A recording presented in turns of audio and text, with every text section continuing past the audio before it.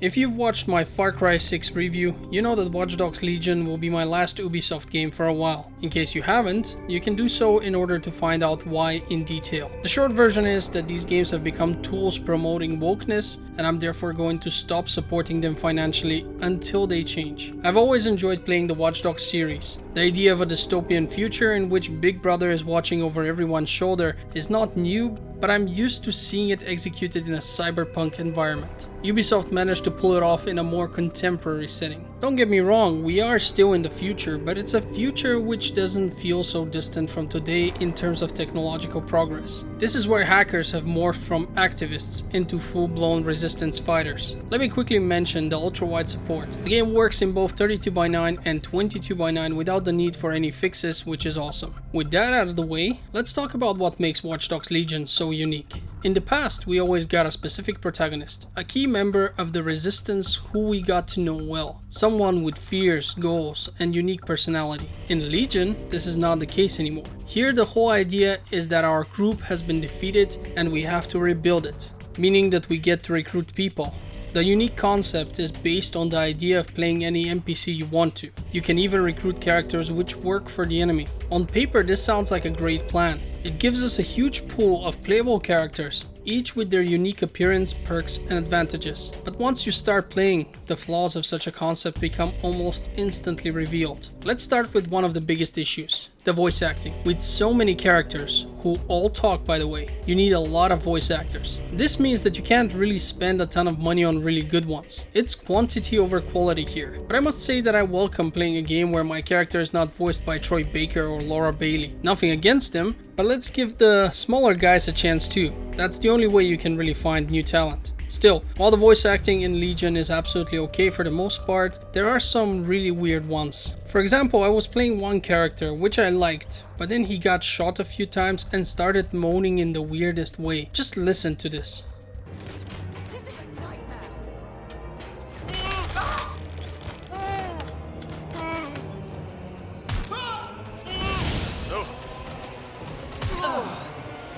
I suppose we've made an impression. There's the Templar. So as you can clearly see, it's not just bad, it's just weird. This bothered me so much that I switched him for another character, permanently. The game actually wants you to switch often and use different people for different tasks. Your various characters will go about their business while not played by you and will be at different locations on the map. This is also why the game doesn't have a very good fast travel system. The options are very limited, and the best way to do it is either by driving from A to B manually, letting your car drive itself while you go to use the toilet or something, or switching characters who are much closer to the location where you want to be in. Obviously, when providing the player with so many potential characters and thus having to hire so many different voice actors, it all translated in, well, let's just say they had to make compromises. One of them being that the characters will often repeat certain voice lines. That always pulled me out of my immersion, and it bothered me a lot since it reminded me of the fact that it's not a real protagonist I'm playing as. It's a random NPC I'm controlling. Doesn't help that there's no real character development left in the game anymore. Each NPC comes with a few minor perks of their own. For example, my assassin chick had better weapons than normal NPCs. An old man I recruited would move slowly and not be able to sprint, but owned the fastest car in the game. So if you want to travel from A to B, he was your guy, but if you want to run around, he definitely was not. In essence though, the differences are very minimal. They don't really matter. All the characters are the same. The old grandpa can execute the enemies in the same way my assassin chick can. The only discernible difference from previous games, and I'd say the only advantage of having this kind of system in play, is that if you happen to have a character which belongs to a certain faction and you have to infiltrate that faction, your character can move in there without being attacked, unless of course he or she pulls out the gun and shoots everyone. So mostly without violence. For example, I had a chick who is part of a private police force, and so I used her to enter a place and complete a mission. This is where things get a bit more interesting. Other than that, most players will do what I did, pick one character whose appearance and voice they like the most and make them into their main. You can't change weapon loadouts though. You can't change perks either. You can't really upgrade the character in any substantial way. What you can do is gather special skill points, which are then used to unlock upgrades to the more general abilities, such as hacking larger drones or turrets. These upgrades then apply to literally all of your NPCs, so you don't have to do it individually. This feels like a major step back from the original Watch Dogs formula. What I find especially disappointing is that the game starts with a proper protagonist who I liked quite a bit. Unfortunately, he's almost immediately dispatched by the enemies in the introductory chapter, and we get to pick an NPC as a playable character instead. Not having a real protagonist means that we miss out on what makes a story good. We don't get any character development, we don't have a decent story, and we lack any proper motivation to continue. It's all very general: build a resistance, fight the establishment, yada yada yada. There's no additional arc here. The only real development is related to the antagonists and to some extent to our AI assistant, who reminded me a bit of Wheatley from Portal, so that was kinda nice. But that's not a lot, we're just not given much here.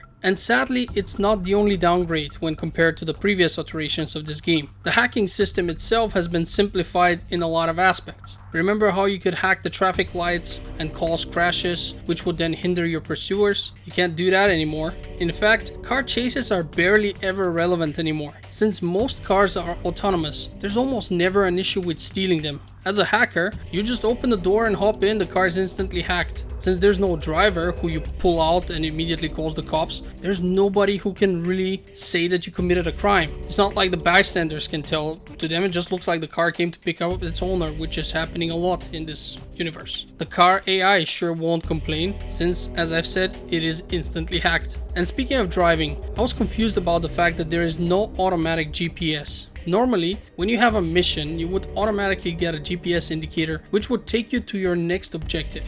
But this is not the case here. In Legion, you have to open the map and place a tracker manually every time. It sucks. What did not suck, however, was the driving experience as a whole. All the cars are surprisingly enjoyable to drive, with the exception of having to drive on the wrong side of the street. Since this is London, everything else that was drive related was very well done. The map's not too big either, meaning that if you choose to drive around, you will never have to drive for too long, which I appreciate. Honestly, at this point I am annoyed by games with giant maps which are mostly empty and you just drive without anything happening. I'd much rather have compact maps like this one here, where things are just a lot more lively and you don't have to sit in the car for too long. Although I did enjoy listening to the radio. They have a few of these talk shows similar to how they were in Grand Theft Auto, and I gotta tell you, they're funny, they're original, and I can only recommend people listen to them. Something that you could check on YouTube, it's called The Bug. It's one of those fake talk shows to which you listen, but it's more of a, I don't know, it's pretty funny because it is related to what's happening in this dystopian future, and there are a lot of conspiracy theories, but it's done in a funny way. They did a really good job. It's basically a lot like Grand Theft Auto's radio, although that one was even crazier. Now let's talk about the quests. In short, they're boring. I feel like the previous games were much better, but that's in part because we had a better protagonist and a more personal story. The main quests were honestly no better than the side quests here. It was all quite bland. But hey, at least we had the main quest revolving around the lesbian couple. It's super important to have that. That was also the only quest which revolved around a romantic relationship, by the way. There were never any heterosexual relationships introduced in this game, just homosexual ones. If aliens came to Earth 1,000 years from now, when there are no more humans left on it, and the only information they have on our species was available based on Ubisoft games and perhaps Netflix movies, I'd say, they would assume that we were some sort of homosexual species. That's how bad it is at this point. Anyway, I don't want to burst into another rant. This is simply why there will be no more Ubi games until they stop with that shit. I'm not paying to support their bullshit propaganda. At the end of the day, Watch Dogs Legion was clearly an experiment. They wanted to try something new and went for it. Sadly, the experiment was a failure. The resulting game is less fun, less engaging, and less memorable. Luckily, the DLC lets us play with a character from the previous games, and I have to say that it's a lot more enjoyable. But, as stated before, the main game simply could not deliver. And I honestly would not buy this game just to play the DLC, that's stupid. I would really recommend that you skip this one if you can, even if you're a fan of the series. It's essentially less of the same and far from enough to scratch the Watch Dogs itch you may have. In fact, if you're going to listen to me, skip the Ubisoft games in general. if possible. Let's boycott these assholes together. With that having been said, I want to thank you for watching Game Filter. I hope the review was informative. Did you make the mistake of playing Watch Dogs Legion as well? Do you agree with me? Looking forward to your response. Until then, have a great day. This is Nino signing out.